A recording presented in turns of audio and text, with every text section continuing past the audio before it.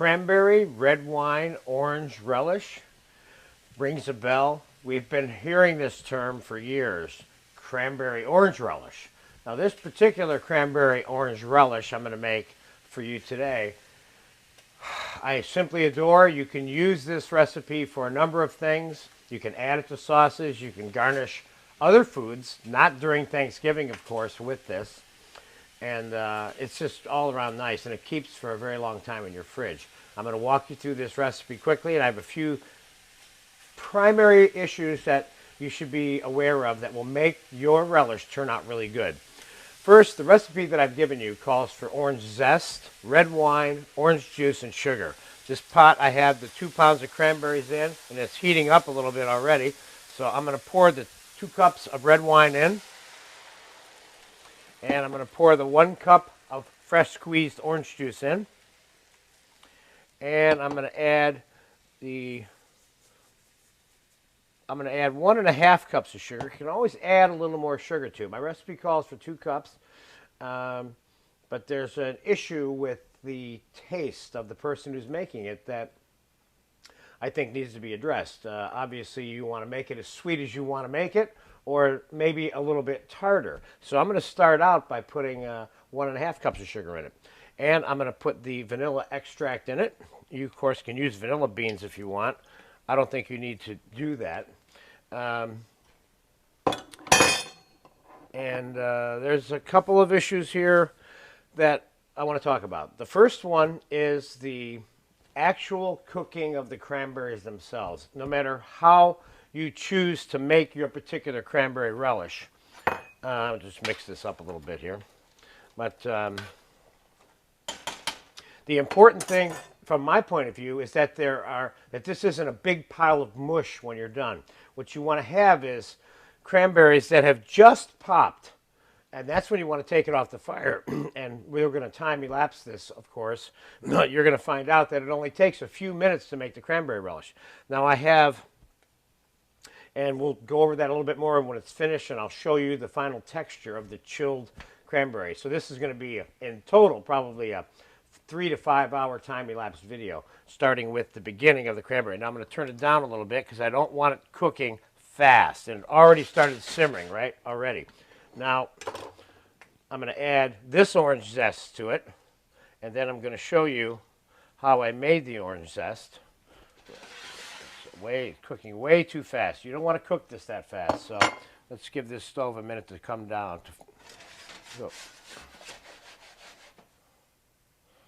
Okay, boiling this is not a good idea because you'll boil the cranberry. It'll be cooked so fast and they'll open up and become overcooked so fast you won't have any good, nice pieces of just barely cooked cranberry in the finished relish, which is what you want. So here I have 2 oranges that I've already zested. What does that mean? It means zest is something that you take from the outside rind, if you will, of citrus. Oranges, lemons, limes, and grapefruits would be the 4 main citrus that one would do this with. Now, the way I did that, of course, was just going like this and accumulating all the zest. See? Putting it on a plate in this case, but I can also just take it right off of here and put it right inside there also. This is still cooking too fast for me. I'm going to bring it over here. We'll finish making this orange zest here. The zest of the orange, you can also put a little bit of lemon zest in here with it if you wanted to give it that little lemony bite, but it's certainly not necessary. What I'm giving you now is a really good staple formula that's guaranteed to taste really good. I've had nothing but compliments on this for a long time. Now, in terms of making this in advance, you can make this, of course, 3, 4, 5, 6 days before Thanksgiving if you wanted to. This is a very nice preparation to give people as a present, like a pint of this or something like that. Okay, so we have the rest of the zest in there. So now it's the vanilla, the sugar, the red wine, and the orange juice. I'm going to keep this rather simple. Now, I'm going to let this cook just long enough for these cranberries to open up, okay? And I'm going to time elapse this. We're probably going to be back in about 3 to 5 minutes, and I'm going to show you what they look like when I'm dumping them out onto a pan to cool. So I'll be right back in 3, 4, 5, 6 minutes.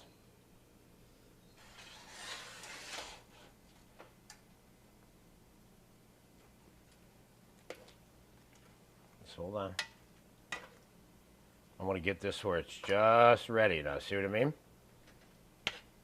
Nothing wrong with filming this. I'm filming it.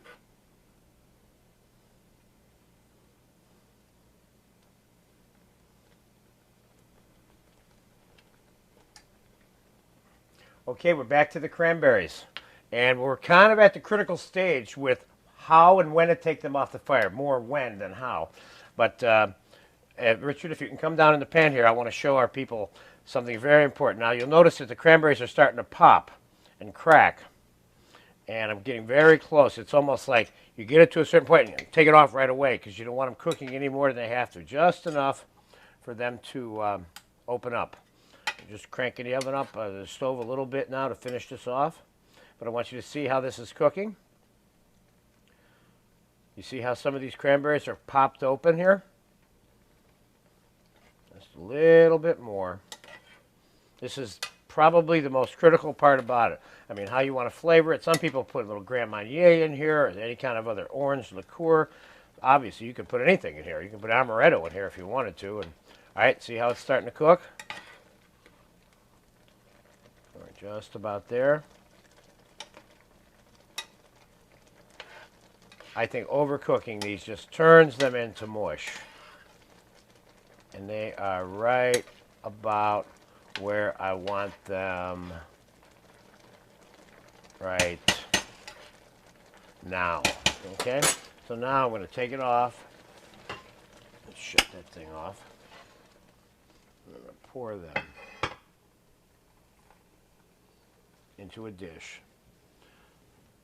so they'll cool. Now you'll notice that I poured them into a long, shallow dish. That's because it has a wider surface and it'll be able to cool faster. This is very important because if you pour this into a tall dish, this stuff's going to continue to cook inside because you're trapping the heat.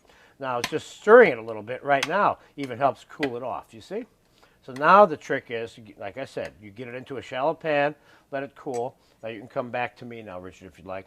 And at this particular point, put it in the fridge, let it cool. Go in there and mix it from time to time. That even facilitates the cooling process. The longer it's hot, the more it cooks the cranberries. And you're going to see when these are nice and cool, in about 3 or 4 hours, we're going to come back and I'm going to show you how they look. And you're going to love it. So I'll see you in 3 or 4 hours. Right now, the cranberry relish has been chilling for about 4.5 to 5 hours. And it's still in that same pan that we had it in here. I'm going to taste it.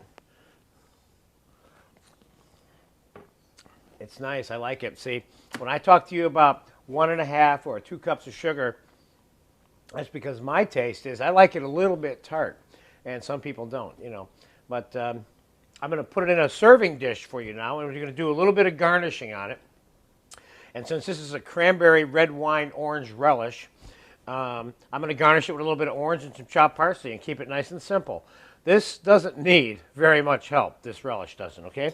So if you come down here, Richard, I'm going to show them how to cut an orange in such a way as they get nice pieces. I'm going to start by taking the skin and the white membrane off the orange. Now, some people would think that cutting the sections of the orange out would be the way to go. I'm not real fond of that particular way of doing it, but you see I got a little bit of white membrane there, but it looks like we got it all off, okay? All right, now I'm going to cut this into slices.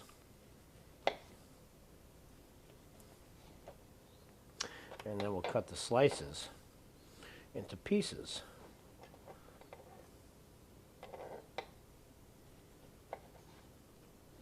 Like that. And that's probably enough. I may have to eat that after we finish this take, I think. All right, so let's get the cranberry itself into it. Now, this serving container I think is a little bit too large, and that's why I'm changing it. Something a little more handier and easier. It takes up less space on the table, etc. Okay? That all by itself looks good. I wouldn't try to get too fancy. I might do a little bit of that. And I do a little bit of chopped parsley on it for a nice color contrast. And I would serve this just like that. And you certainly can make this just like this and put it in your fridge and pull it out when you're ready. Remember, the cranberry relish itself does not have to be really cold when you serve it. All it really has to be is good. One of the things that's here that's very present in this relish, of course, if you can come back down here, Richard, is that there are pieces, large pieces of cooked cranberry. This makes a big difference. And this is one of the biggest comments that I get on this way of making the relish, and that is the size of the cranberry. So there you have it. Cranberry, red wine, orange relish. You will like it. Try it. You'll like it, as they would say. Bye-bye.